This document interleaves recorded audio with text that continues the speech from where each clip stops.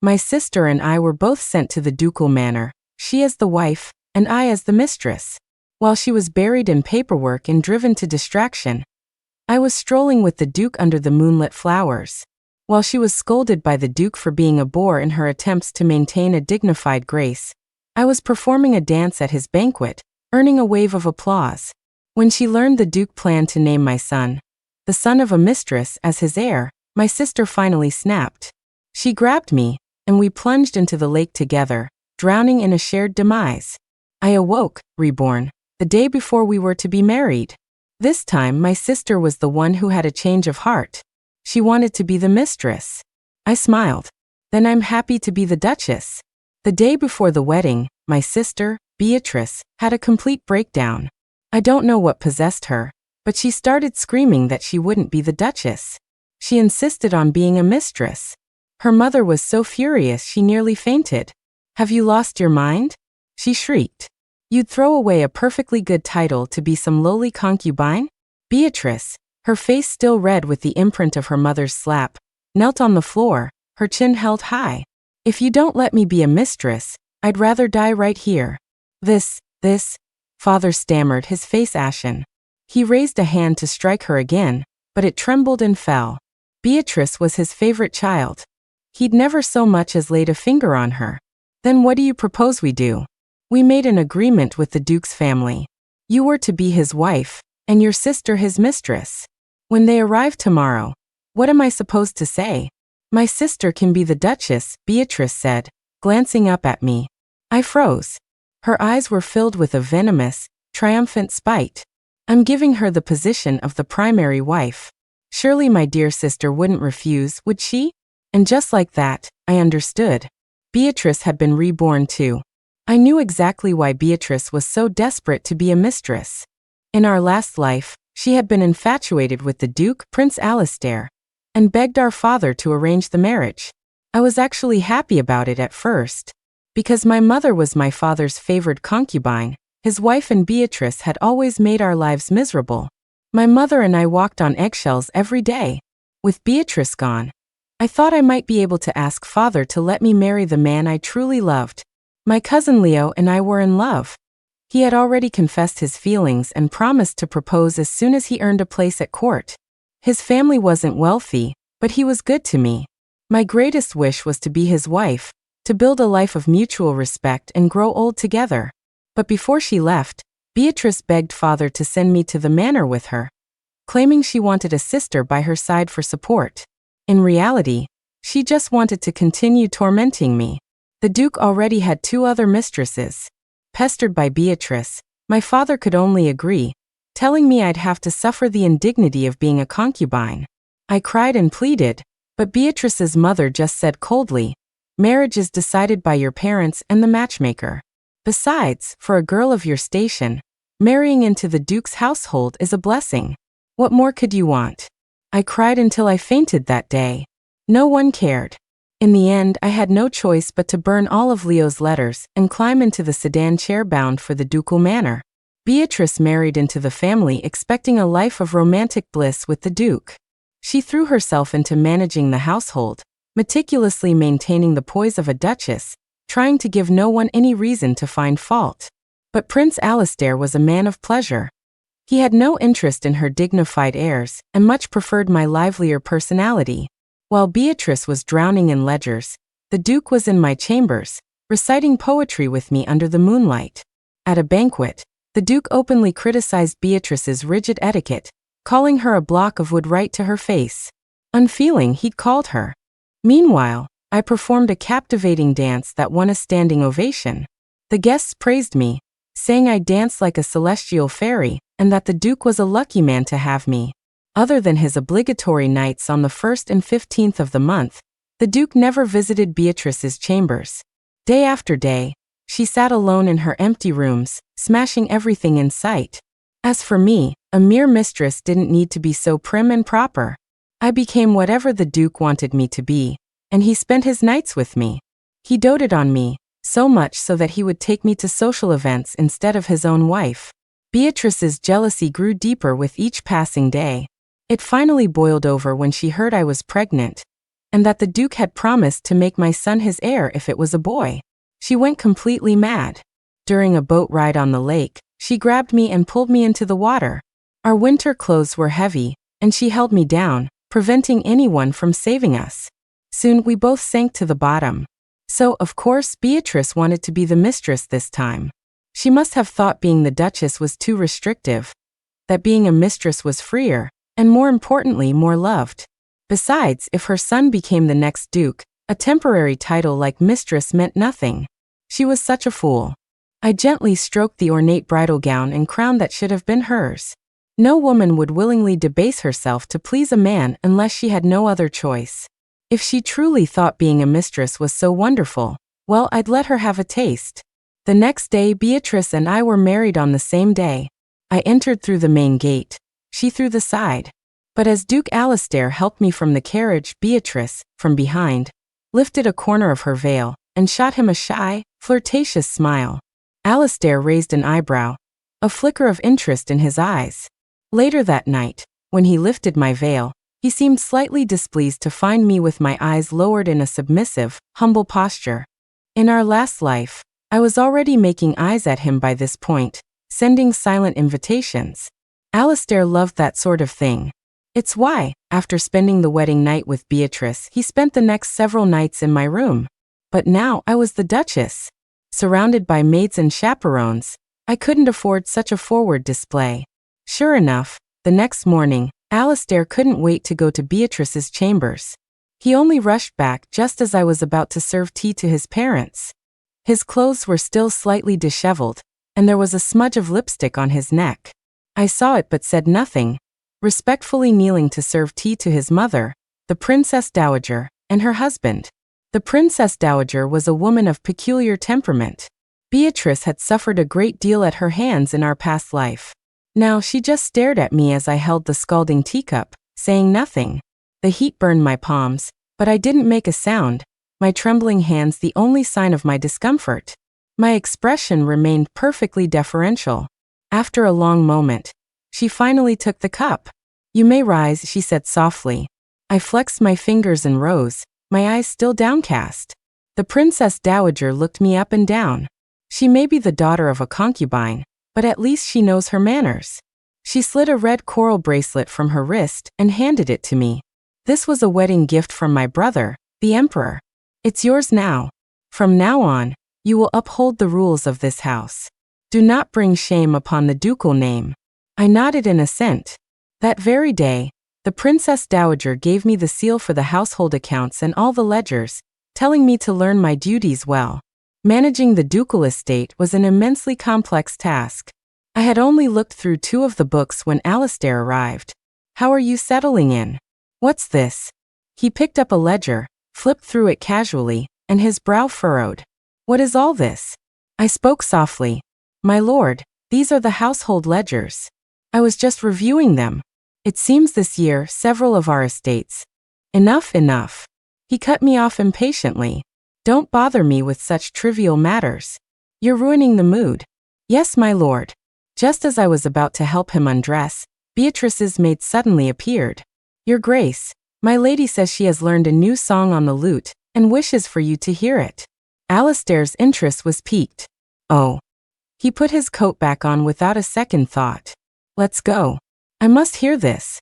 He didn't spare me another glance as he left. My hands, frozen in midair, slowly fell to my sides. "Your Grace," my personal maid whispered, biting her lip. "It's only the 2nd day of the marriage, and she's already using these tricks. Perhaps we should report this to the Princess Dowager and have her." "There's no need." I sat back down at the table and picked up the ledger. It was better this way. Compared to serving a man, I much preferred balancing the books. In the days that followed, I adhered strictly to protocol, never missing my morning and evening duties. The Princess Dowager was a devout woman, and often had me spend entire days copying sutras. In our last life, this task had made Beatrice despise the Princess Dowager. Alastair hated anything to do with religion. The moment he saw her copying scriptures, he would turn and leave, sometimes staying away for half a month. Beatrice had often complained about the Princess Dowager in private, and her copying was always rushed or pawned off on a servant. I, however, completed each manuscript with meticulous care, never making a single error. Over time, the Princess Dowager's attitude toward me softened. When I presented the household accounts to her, she would even offer a word of praise. Well done. While I was copying sutras, Alistair was always in Beatrice's chambers. Beatrice's methods of seduction were even more brazen than mine had been in our past life. Knowing Alistair's taste for romantic dalliances and bawdy verses, she had gone so far as to learn the arts of pleasing a man from courtesans. Soon, Alistair was completely bewitched, spending every night with her. She even managed to lure him away on the nights he was supposed to be with me.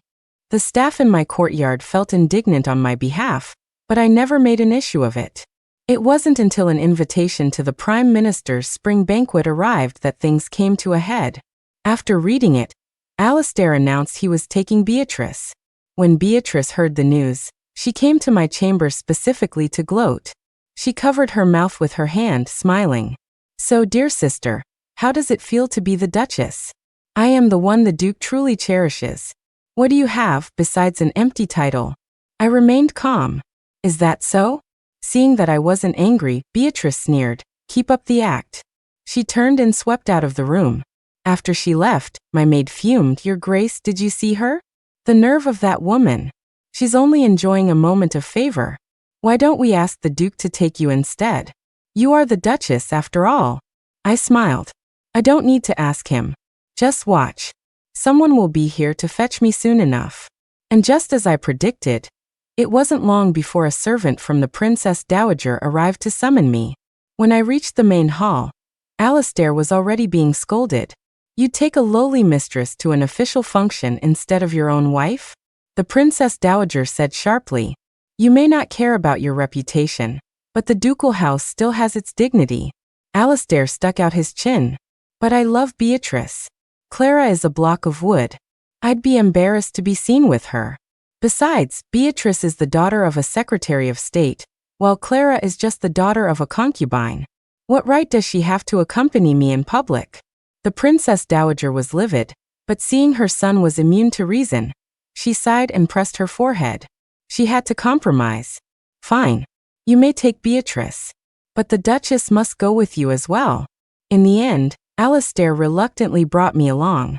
The Prime Minister's eldest son, a high-ranking official himself, came to greet us with his wife. Upon seeing Beatrice, he immediately said, "This must be the Duchess. The Duke is a fortunate man." It was an easy mistake to make. Alistair spoiled Beatrice, and the family's treasures flowed endlessly into her chambers. She was dressed in a silk brocade gifted to the Duke by the Emperor himself, a fabric worth a fortune. Even her shoes were adorned with large, perfect pearls. She looked more opulent than I, the actual Duchess.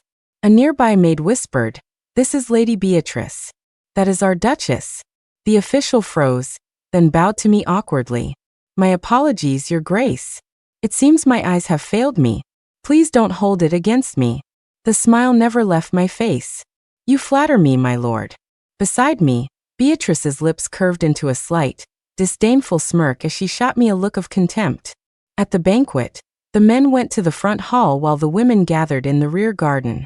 Dressed to the nines, Beatrice flitted about like a butterfly, trying to ingratiate herself with the other ladies. She was truly playing the part of the lady of the manor, but those who knew the truth watched her with amusement, whispering among themselves, "She's just a mistress, yet she acts like she's the wife." I know, right? She's wearing every valuable thing she owns. It's so tacky. Honestly, how shameless. That Duke has no sense of propriety, bringing a mistress to an event like this. Only a few ladies, unaware of Beatrice's true status, treated her as the Duchess, showing her great courtesy and warmth. Beatrice, likely drunk on her own self-importance, had forgotten that in this life, she was no longer the Duchess. She walked straight up to the Prime Minister's wife. The Prime Minister was a pillar of the court, the patriarch of a powerful family with countless high-ranking officials in its ranks. Alistair, despite his title, held no real power and had only his mother's influence to lean on. He had long been trying to curry favor with the Prime Minister's family. Beatrice approached the Prime Minister's wife and said, "My lady, I am the daughter of the Secretary of War." The Duke brought me here today." She thought she had cleverly sidestepped her own status. "The Duke is hosting a small gathering at his country estate later this month, and would be honored if you and the Prime Minister would attend." The Prime Minister's wife said nothing, merely looking Beatrice up and down. "Are you the Duchess?" she asked coolly. Beatrice's face stiffened. "I am a concubine in the Duke's household." The Prime Minister's wife then smiled, a smile laced with undisguised contempt and mockery. "A concubine is inviting me to a party? Are these the manners of the ducal house?" Without another word, she turned and walked away. Beatrice, having never suffered such a public humiliation, turned red and instinctively grabbed the woman's sleeve. The lady violently shook her off. "Get away from me," she snapped. "How dare a creature as low as dirt behave so audaciously in my home?" Beatrice was stunned into silence, frozen on the spot. From the side, I couldn't help but smile. She was so stupid. The Prime Minister's wife was famous for her rigid adherence to status, propriety, and honor. She had an iron will. In my last life, when Alistair brought me to this very banquet, she hadn't even given me a passing glance, as if looking at me might soil her eyes. Not a single lady in the garden spoke to me. They chatted warmly amongst themselves while I sat alone, feeling utterly out of place. It was then that I truly understood how much status mattered.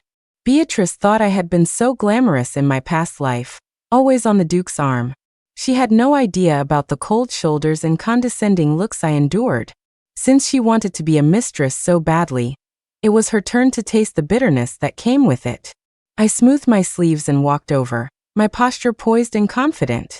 "My apologies, my lady. My household's mistress is unaccustomed to these affairs. I hope you'll forgive her." With that, I produced an invitation from my sleeve. "I am the Duchess. The Duke is hosting a small gathering later this month. Please, I insist you and the Prime Minister attend, so that the Duke and I may apologize in person." The Prime Minister's wife looked at me, then took the invitation. "The servant's impudence has nothing to do with you, Your Grace. My husband and I will be sure to attend." Beatrice, still standing there, trembled with rage at being called a servant. But what else was she? In polite society, a mistress was little more than property. Men frequently gifted mistresses to one another. It was a common practice. Only a fool like Alistair would spoil a mistress to the point of neglecting his wife. He might fall for it, but the rest of the world wouldn't. After the Prime Minister's wife left, I leaned in close to Beatrice. "Sister, what is the Duke's heart really worth? As long as I have the title, the master is the master, and the servant is the servant. Wouldn't you agree?" That banquet was a disaster. Beatrice brought great shame upon the ducal house. Everyone was saying the family lacked discipline. If Alistair had held any real position, the court censors would have impeached him for his poor management of his own household. The Princess Dowager was furious and ordered Beatrice to be confined to her quarters for 3 months. Alistair was angry with her too, but after she cried in his arms a few times and performed a few more dances, his anger subsided, and he went back to doting on her. He even managed to procure something called moonpetal pearls. A single one was worth 100 ounces of gold.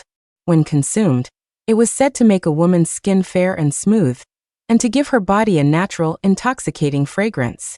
After Beatrice started taking them, Alistair was utterly mesmerized, spending a solid month holed up with her in her chambers. He even skipped my birthday, a day he had promised to spend with me. I sat quietly, watching the moon rise over the courtyard.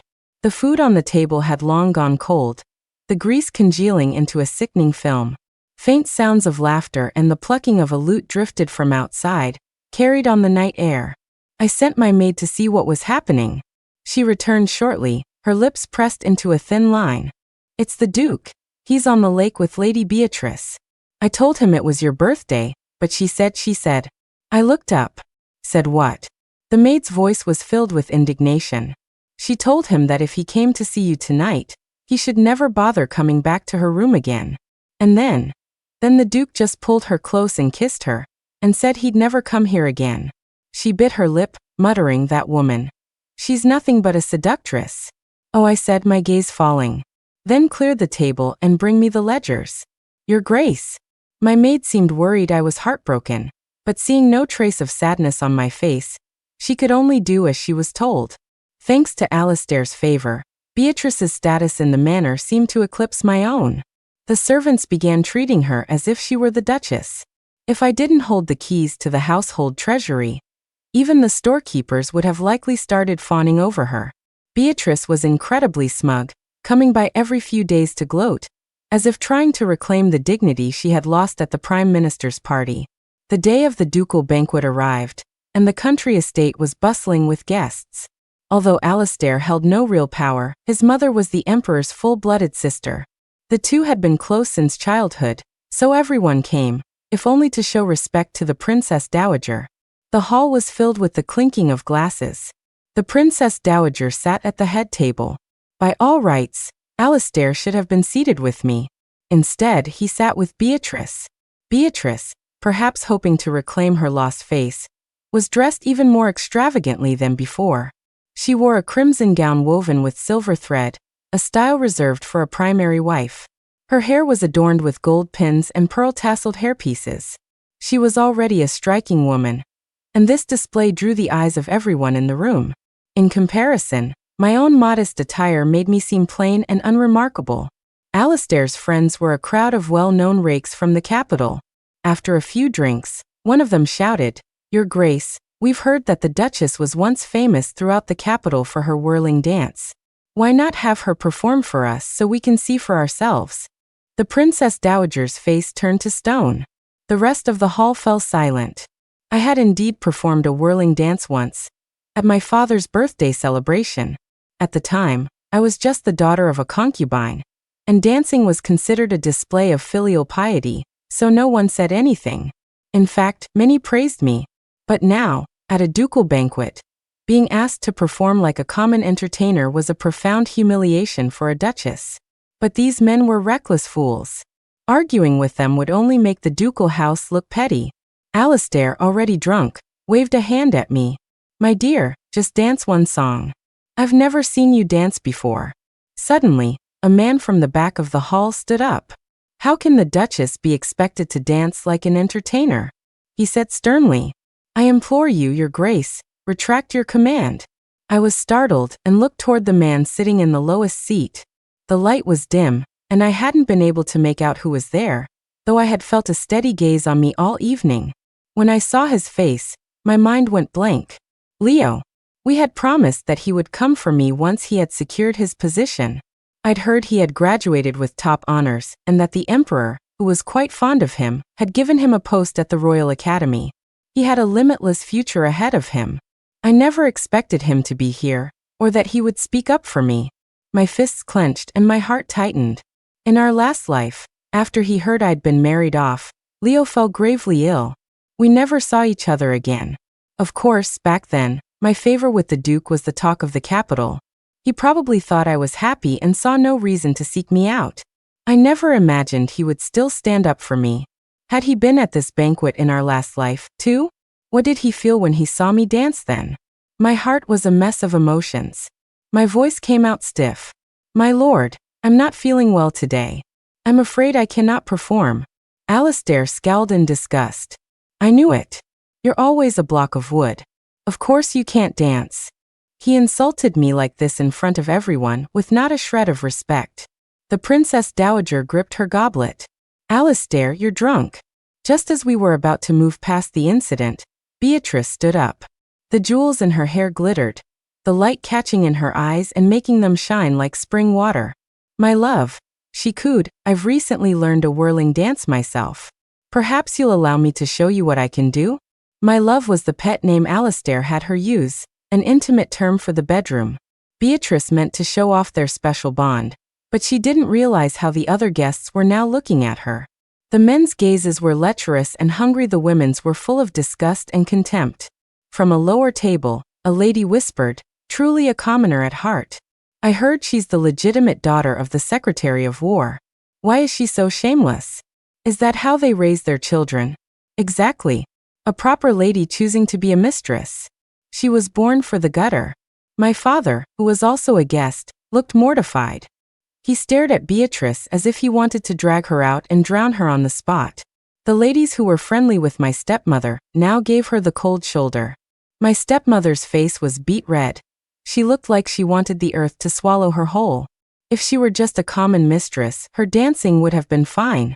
A mistress's status wasn't much better than an entertainer's, after all. But Beatrice was the legitimate daughter of the Secretary of War. She represented his family's honor. In my last life, I hadn't wanted to dance either, but I had no choice when Alistair commanded it. I didn't have a powerful family to back me up like Beatrice did. As the daughter of a concubine, my life was only decent when my father remembered I existed. Otherwise, I was no better than a headmaid. Alistair was my only support. I had to please him. But Beatrice was doing this voluntarily. With this act, she showed no regard for her parents or for me. She was grinding her family's honor into the dirt. Beatrice, however, was oblivious. She shed her outer robe, revealing a sheer, gauzy dress, and began to dance to the music. I had to admit, she had put a lot of effort into her dancing. She was as light as a fairy floating under the moon. Her every spin and glance a flirtatious invitation. Alistair's eyes were glued to her, and he clapped his hands in delight. His friends cheered wildly, and even after the dance ended, they were still marveling at her, telling Alistair how lucky he was. Alistair was beaming. Simply divine. Compared to you, your sister is a corpse. If you give me a son, I swear I will make him my heir. A murmur went through the crowd. Only my stepmother's brow relaxed, a faint smile gracing her lips. In our last life, those words had been spoken to me. Now hearing them, Beatrice's eyes shone with a triumphant light. As she passed my table, she leaned in and whispered, "Sister, do you still think a title is so important? What good is being the duchess? In the end, my son will be the one to inherit everything." Alistair was about to say more but was cut off. A drunken rake stood up, slurring, "Your Grace, I'd offer 1,000 gold pieces for this mistress of yours. Would you be willing to part with her?"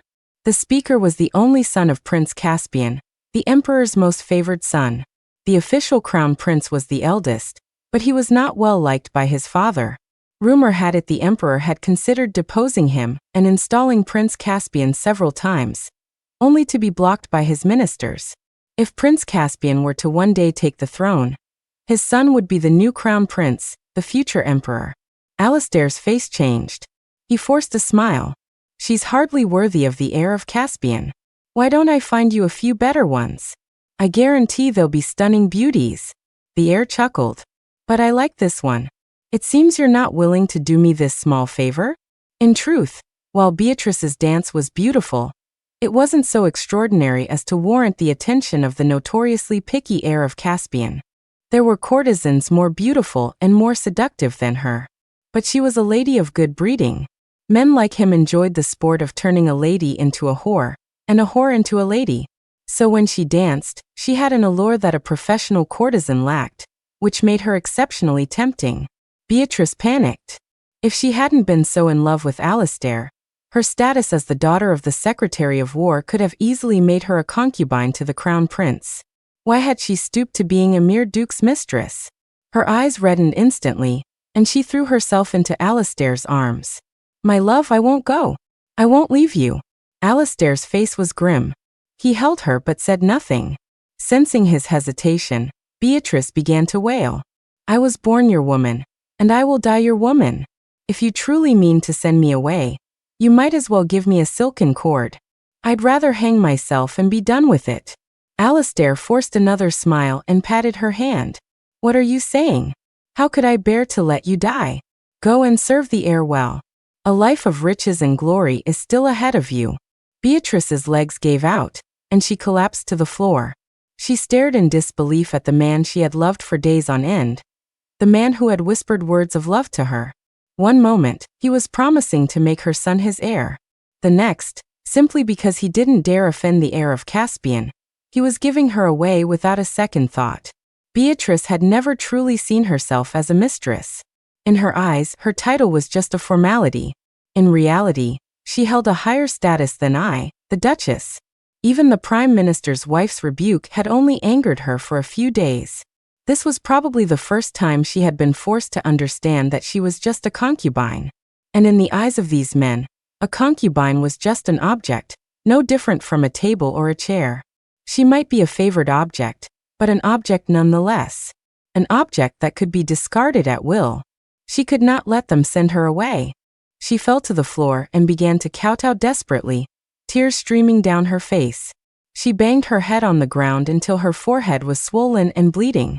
The pins fell from her hair, and her gauzy dress was covered in dust. She was a pathetic sight, all traces of her earlier triumph gone. If Alistair really sent her away, it would confirm her status as a servant for all to see. The heir of Caspian was not Alistair. The Duke still had to show my father some respect, but Prince Caspian answered to no one. The heir was known for his debauchery and cruelty. Rumor had it countless women had died in his private quarters. If she were sent to him, her fate was sealed. Beatrice was crying too hard to speak. My lord, my lord. The banquet descended into chaos, filled with Beatrice's frantic screams. Alistair waved his hand dismissively. Take Lady Beatrice away to rest. A few stout maids came forward, covered Beatrice's mouth, and forcibly dragged her away. Alistair glanced at the heir of Caspian's face and added, Clean her up. Send her to the heir's estate tonight. A smile finally touched the heir's lips as he sat back down, satisfied. My stepmother's face went white. She gasped for air and fainted. In the end, Beatrice wasn't sent away. It wasn't because Alistair had a change of heart. It was because my stepmother went home and begged my father on her knees. Though he was furious at Beatrice for shaming the family, she was still the daughter he had cherished for so many years. For the sake of his family's reputation and his own heart, he couldn't let Beatrice be ruined by the heir of Caspian. So he swallowed his pride and went to the Prime Minister, who then personally appealed to Prince Caspian to let the matter drop. After this incident, Beatrice finally learned her lesson. She returned to our family home in tears, saying she didn't want to be a mistress anymore. Though my father still loved her, much of his affection had been worn away by the ordeal. We tried to stop you, he said impatiently, but you threatened to kill yourself if you couldn't be a mistress. You're already married. What can I possibly do now? She whipped her head around to look at me, her teeth clenched. Make her the mistress. She's the daughter of a concubine. That's what she should have been all along. The title of duchess was always meant to be mine. I was stunned. I couldn't believe Beatrice could be so stupid as to say something like that. Absurd. As expected, my father slammed his hand on the table, his face filled with rage. This is the ducal house, not some common family we can manipulate as we please. You were the one who insisted on being a mistress. Now you can regret it all you want, but there's nothing to be done. Father, father, Beatrice cried, crawling towards him on her knees. Am I not your most beloved child? You used to say that if anyone bullied me after I married, you would move heaven and earth to stand up for me. You don't know how cruel Alistair can be. What if he tries to give me away again? If that happens, I truly won't be able to go on living. Her voice rose to a hysterical shriek as she collapsed at his feet. My stepmother, her eyes red and swollen, hugged her, and they both wept. A look of pain crossed my father's face, and tears welled in his eyes. How touching! I watched the three of them cling to each other. My heart filled with a mix of scorn and a sliver of sadness. Beatrice was so foolish because my father and stepmother had allowed her to be. She was their first child, the recipient of all their love. From the day she was born, they shielded her from anything that might cause her a moment's displeasure. Father called her the apple of his eye. Beatrice never even had to ask for what she wanted, it was simply handed to her. Beatrice could afford to be a fool. She was born lucky. As for me, while my mother was my father's favorite concubine, by the time I was born, he already had many children. His affection for me was thin. My stepmother disliked my mother, and by extension, she disliked me. She often took out her frustrations on me for no reason. I still remember when I was 6, Beatrice offered to play with me. It was the first time she had ever spoken to me voluntarily. I was so flattered, I stupidly followed her. She took me to my father's study and showed me a vase, telling me the flowers on it were painted by a master. It was my father's favorite. As I was admiring it, she smiled sweetly and let it slip from her hands. Smash! The vase shattered on the floor. That day my father was livid. He demanded to know who broke it. Before I could speak, Beatrice burst into tears and pointed at me. Clara insisted I play with her. I told her the vase was father's favorite and not to touch it, but she just had to play with it, sob. I panicked and insisted I hadn't. But a nearby maid stepped forward and pointed at me. It was the young miss. I saw her with my own eyes. My father's face turned black with rage, and he slapped me across the face. Everything went dark. When I came to, I was lying on the floor. My stepmother walked over and looked down at me, frowning. My lord, she's just a child. Let's not be too hard on her. But we can't let her become spoiled. She needs to learn some discipline. Let her kneel in the ancestral hall for a night to reflect on her actions. My father agreed. I was only 6 years old. I knelt in the pitch-black hall on an empty stomach. Because my stepmother wanted me to reflect, the maids had taken away the kneeling cushion. I knelt on the hard, cold floor. If I tried to sit, a matron would come in and whip my back with a thin bamboo rod. By morning, I had lost all feeling in my legs. When the servants came to let me out, I tried to stand and immediately collapsed. After that, I fell terribly ill. I had a high fever for 3 days and nearly didn't wake up. When I finally did, the first face I saw was Beatrice's. She looked at me like I was something disgusting she'd found on her shoe. Your mother is a whore, and so are you. Whores deserve to die. You got lucky this time. If your mother ever tries her seductive tricks on father again, you won't get off so easily. After she left, my mother held me, her tears soaking my clothes. This weak woman hadn't dared to plead for me when my father was angry. All she could do was cry. It was then that I understood. In this house, if I wanted to survive, I had to rely on myself. Beatrice didn't let up. She continued to find fault with me at every turn. But I was learning. I started to try and please my father, putting on a sweet, innocent act, wrapping my arms around his neck, and calling him daddy. Slowly, he started to pay a little more attention to me. It was only because of that sliver of affection that I managed to grow up in one piece. And that's why in my last life, I had worked so hard to please Alistair. Because I knew that compared to Beatrice, I was born with nothing. If she fell out of favor, she was still the noble duchess, with a powerful family behind her. But if I fell out of favor, I had nothing. Beatrice could crush me as easily as she could crush an ant. I never wanted to fight with her. But why did she have to destroy my chance at happiness, too? I could have been a proper wife, growing old with a man I loved. Since she couldn't stand to see me happy, then I had no choice but to fight. I pulled my gaze back to the present, and was about to speak when my father cut in. He looked as if he had aged 10 years in an instant. Clara, you've always been the sensible one. You've never caused me any trouble. I froze, understanding his unspoken words. I looked at him in disbelief. Was my father actually planning to make Beatrice the Duchess again? Father! I shot to my feet, nearly laughing from the sheer absurdity of it. The ducal house is not some place we can just change our minds about again and again. My father lowered his head. Beatrice is right. She's the legitimate daughter. The title of Duchess should have been hers. You've had it for a while now, so just... My stepmother jumped in. Just give the position back to your sister. Beatrice has been pampered her whole life. How can she endure such hardship? I looked at my mother. She was cowering in the back, silent. My stepmother shot her a sharp look and gave her a shove. My mother spoke in a low voice. Clara, just give up the position. I stood there, stunned.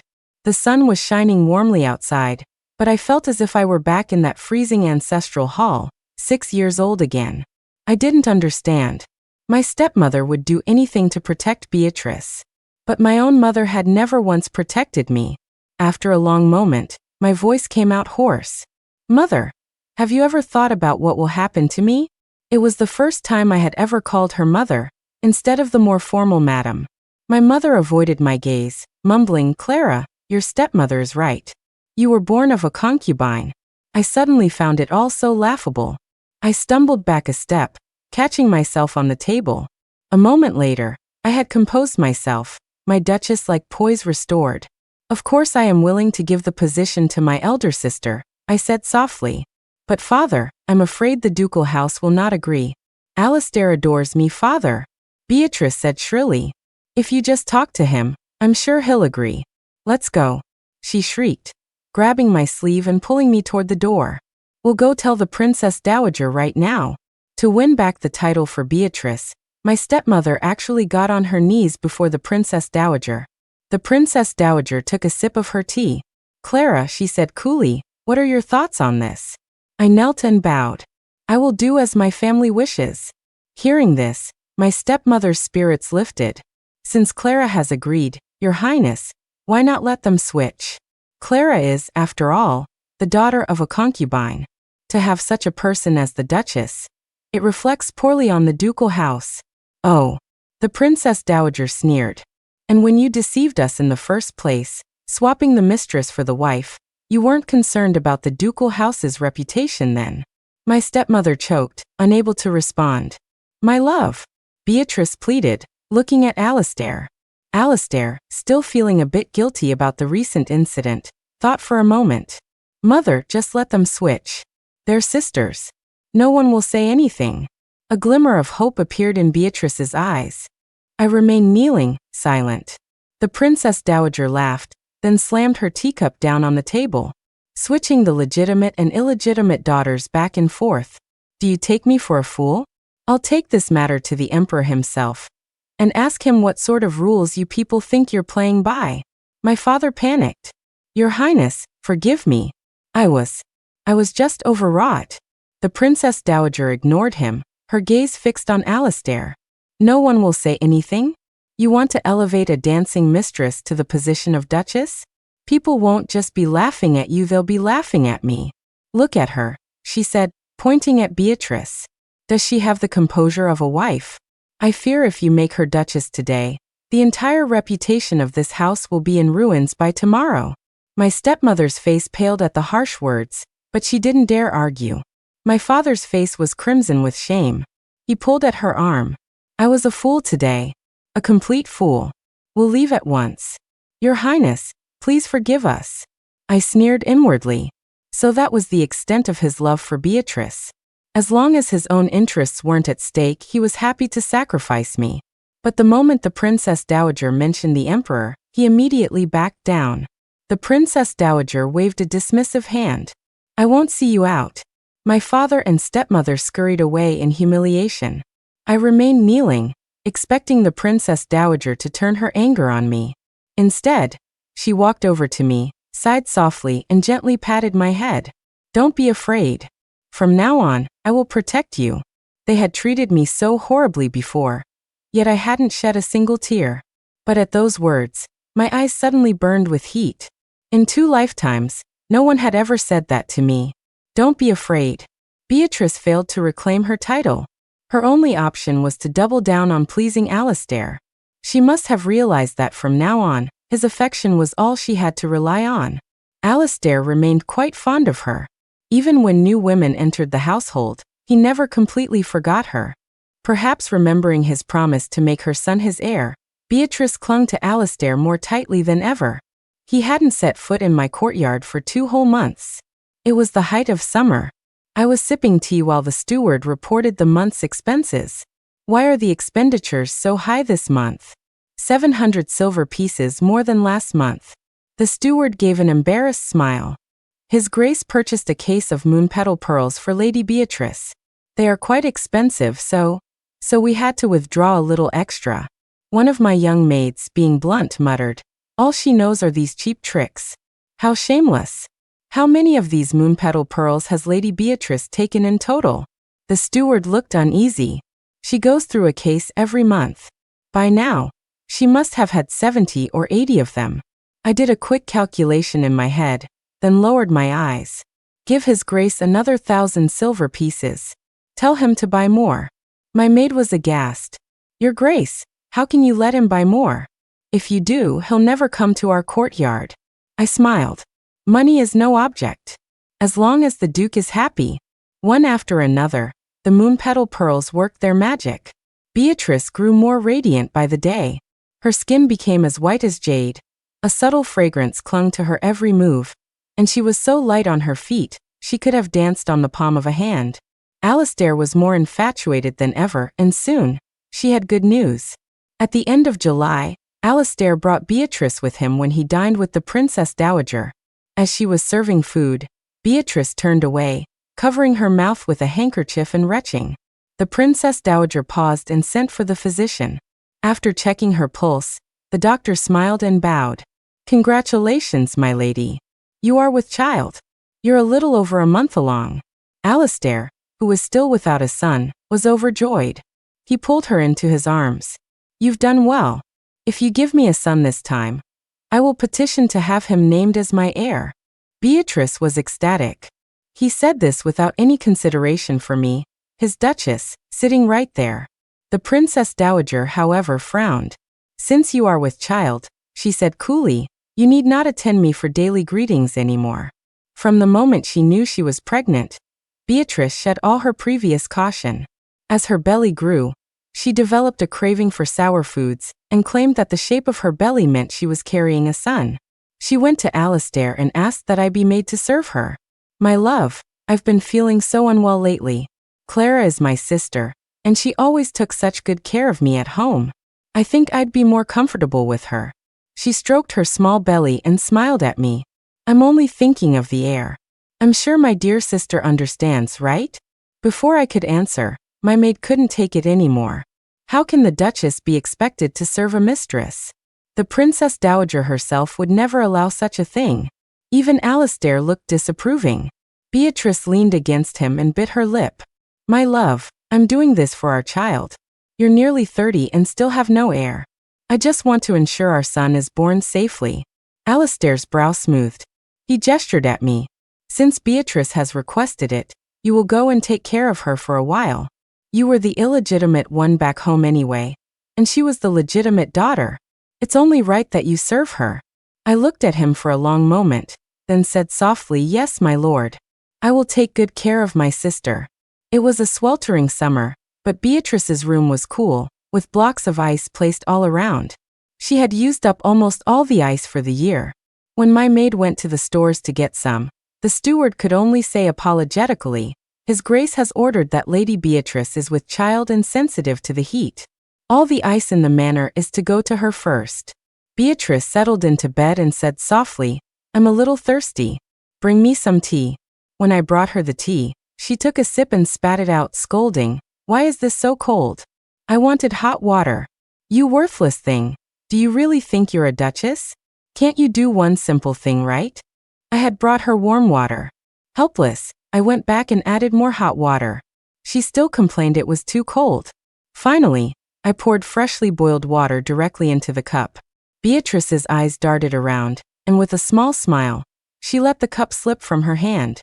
The scalding water splashed onto my arm, instantly turning a large patch of skin red. Beatrice smiled with satisfaction. "Clara, an illegitimate daughter is an illegitimate daughter. Did you really think becoming duchess would put you above me? What good is being the duchess?" she whispered, leaning closer. "The one who holds the duke's heart is the true wife. You can only blame yourself for being so stupid. In this house, do you really think an empty title means anything? You will always be worthless." Then she pointed to her own legs. "I've been walking so much, my legs are sore. Sister, why don't you give me a massage? Kneel and do it." My hands froze. Then I smiled. "What are you smiling at?" Beatrice asked suspiciously. I didn't answer, instead gently stroking her hand. "Sister, your skin is so smooth and white, and you smell so fragrant." Beatrice preened. "These are the moon petal pearls the Duke bought for me for a fortune. Of course you wouldn't have any." My lips curved. "But sister, did you know that the moon petal pearls have another name? Wombane." Beatrice froze. I continued, "Moon petal pearls, wombane.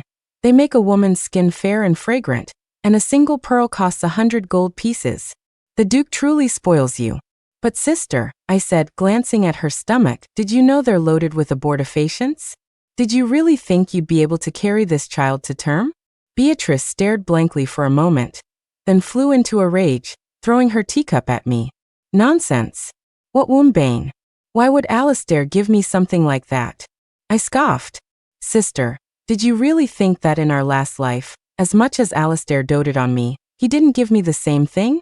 The first time he brought them to me, I had someone investigate their ingredients. Even if you hadn't killed me, I would have lost that child anyway. Beatrice's face went white, and a cold sweat broke out on her forehead, but she still tried to deny it. Impossible. Alistair loves me so much. He said if I gave him a son he would make him the heir. He promised. I burst out laughing. You think he cares about that? All he cares about is whether you can please him, whether your body is to his liking. He has so many women in his harem, why would he care if one mistress can bear children? He's not even 30 yet. It's not like he's an old man desperate for an heir. He would never make a mistress's son his heir. Even if he wanted to, the Princess Dowager and the Emperor would never allow it. He knew you couldn't carry the child to term, that's why he was so bold with his promises. Beatrice's lips trembled. She suddenly seemed to understand. If you knew all this, why did you take them in our last life? She hissed. You must be lying. I laughed again. Sister, you're still so naive. In my last life, I could have married my cousin and been a proper wife. It was you who insisted on bringing me here as a mistress. As a mistress, what did I have to rely on besides Alistair's favor? If I had refused the pills, he would have tired of me in an instant. What chance would I have had of surviving under your thumb? A child is wonderful, but if you can't even stay alive, what's the point? I stood up and looked down at her with pity. You're such a fool. You really thought giving birth to a son would make you the mother of an heir. But you won't be giving birth to this child. And you'll never have another one. With that, I turned and left. Beatrice didn't bother trying to torment me further. That night, she snuck out of the manor. The manor's physician would obviously say whatever Alistair told him to, so Beatrice had never known there was a problem with her body. She returned the next day, looking completely broken. That night, screams erupted from her courtyard. I heard she had gone into premature labor. I went as well. When I arrived, Beatrice was lying in a pool of blood, leaning weakly against Alistair. He looked at her with pity. How could you be so careless? Well, if the child is gone, it's gone. We can always have another. Beatrice kept her head down, her expression hidden. She whispered, yes, you can have other children. But my lord, will I ever have another child? Alistair paused, then smiled. What are you talking about? Of course you. His words stopped. The dagger in Beatrice's hand was buried deep in his chest. She finally looked up, her face a mask of blood and tears, her eyes wild with madness. Alistair, I have loved you for 2 lifetimes. In the last one, you wouldn't even spare me a glance, so this time I willingly became your mistress. I took the pills you gave me without question, but you destroyed my body just for your own pleasure. She twisted the dagger, a smile on her lips, but tears streaming down her face. I saw a doctor. They all said my body is full of poison. This baby was never going to survive, and I can never have children again. Alistair, Alistair. Why would you do this to me? Her voice was a raw, blood-curdling cry. The people around them were frozen in shock. When they finally came to their senses, they rushed to pull her away. But it was too late. Alistair coughed up blood, his eyes fixed on her. You bitch, he rasped. You dare kill this bitch. He couldn't say any more before he collapsed. Beatrice was restrained, blood still streaming from between her legs. She threw her head back and laughed. Alistair. Alistair. So I was ruined by you in both lifetimes. Her eyes found me, and she lunged. Clara, you won't get away with this either. I stood my ground, unmoving, as a group of servants tackled her and forced her to her knees before me. Take her away, I said, looking down at her. I wasn't surprised that Beatrice killed Alistair. She had finally seen that he was not a man she could rely on. She would one day grow old, and his favor would not last forever. The dream of giving birth to an heir had become the only piece of driftwood she could cling to. Now, Alistair had destroyed her only hope, turning her sacrifice, her willingness to be a mistress, her acceptance of her fate in the last life, into a cruel joke. She was doomed to be a mistress forever. When she grew old, she would have no child to support her. She would truly become nothing more than a servant. She had loved Alistair with all her heart, which is why she hated him with just as much passion. The Princess Dowager fainted from grief when she saw Alistair's body. The first thing she did upon waking was to have Beatrice arrested. Alistair was her only son. For years, No matter how dissolute he became, she could never bring herself to punish him. Now that he had been killed by a mere mistress, she had Beatrice thrown into the dungeons. She gave the order, and nearly every form of torture was used on Beatrice. They even subjected her to the wooden donkey. By the end, there wasn't an inch of unblemished skin on her body. My stepmother visited her once and immediately fainted. When she woke up, she had a stroke and was left paralyzed. When I went to see her, Beatrice was half mad. She lay in her own filth on the floor, rats and insects crawling over her. There was no trace of her former beauty. She had lost her mind, clutching a bundle of straw and murmuring, "Sleep, my child, Mama's here, Mama's here." I walked closer. She looked up at me, and with a sudden lunge, she reached through the bars, trying to scratch me. She still recognized me. "Clara, Clara," she rasped. "You bitch, why aren't you dead? Why won't you just die? Even if Alistair didn't love me, he never loved you either. You'll never win." She hated me so much. Her eyes were webbed with blood, and she looked like she wanted to tear my flesh from my bones. But a triumphant, venomous sneer twisted her lips. Ignoring the filth, I grabbed the front of her rags and sneered back. "Do you really think I care whether he loved me or not?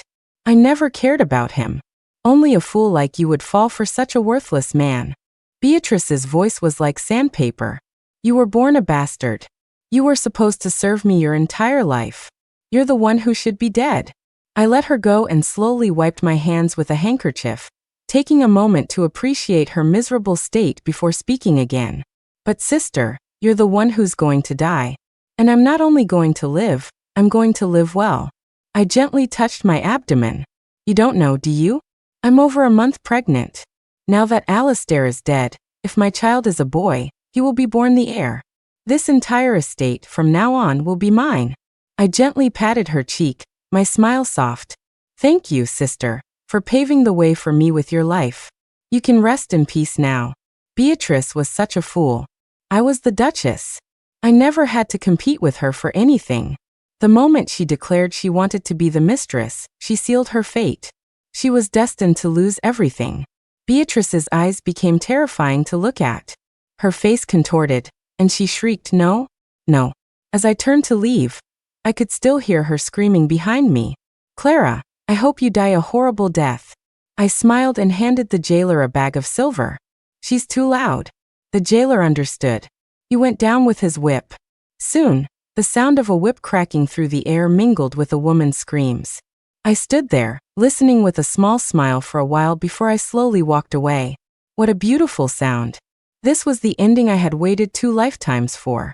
The Princess Dowager begged the Emperor to have Beatrice executed by 1,000 cuts. The Emperor had also been fond of his nephew. With a stroke of his brush, he ordered Beatrice to be publicly executed in the market square in 3 days. 3,357 cuts. When the news reached our old home, my stepmother coughed up blood and fell unconscious. 3 days later, I went to watch the execution. The executioner's skill was superb. I counted every cut. It was exactly 3,357. Not one less. As I left, the midday sun was blinding. I closed my eyes, and I suddenly remembered sinking into the lake in my last life, my hand desperately reaching for the surface. No matter how hard this life had been, all I ever wanted was to live. And now I finally had my revenge. With Alistair dead, the child in my womb was the ducal house's only heir, and its last. Unfortunately, the child didn't survive. I told everyone I had miscarried due to grief over the Duke's death. In reality, I got rid of it myself. I didn't want Alistair's child. A man like him deserved to have his line end. The mere thought of his bloodline growing inside me made me sick. The Princess Dowager's health had declined rapidly since Alistair's death. Her once black hair was now completely white. She still had some affection for me. She summoned me, propping herself up. "Alistair is gone. What do you plan to do now? If you wish to stay, this estate will be yours. When I die, you will be the matriarch of this house. What I leave behind will ensure you a life of wealth and comfort for the rest of your days. But if you do not wish to stay, I will give you a dowry and arrange a new marriage for you."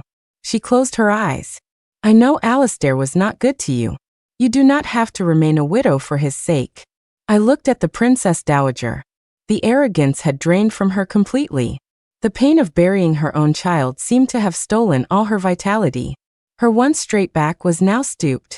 In our last life, she had been neutral towards me. In this life, she had protected me. I was grateful to her. But I didn't want to stay in this place that had been my prison for 2 lifetimes. I kowtowed respectfully. Your Highness, I wish to leave.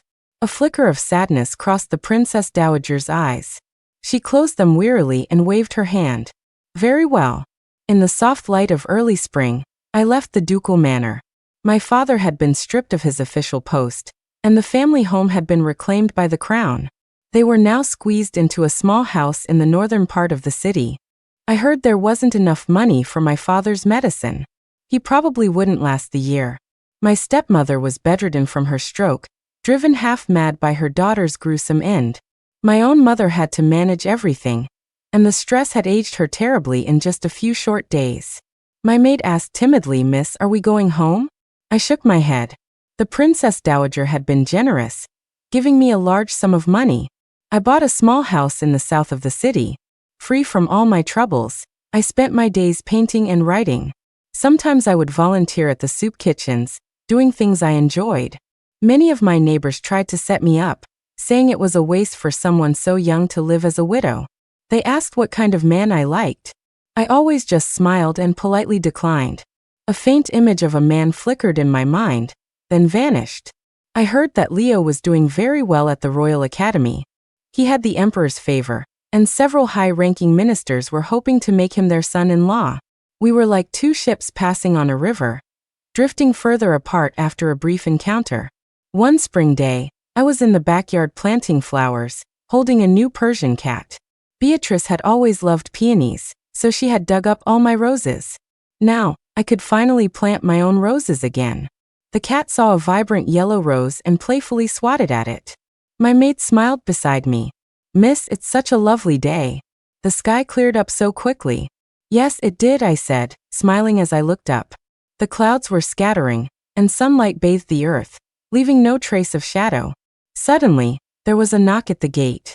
I got up to open it. Standing outside was a person I had never dared to imagine seeing again.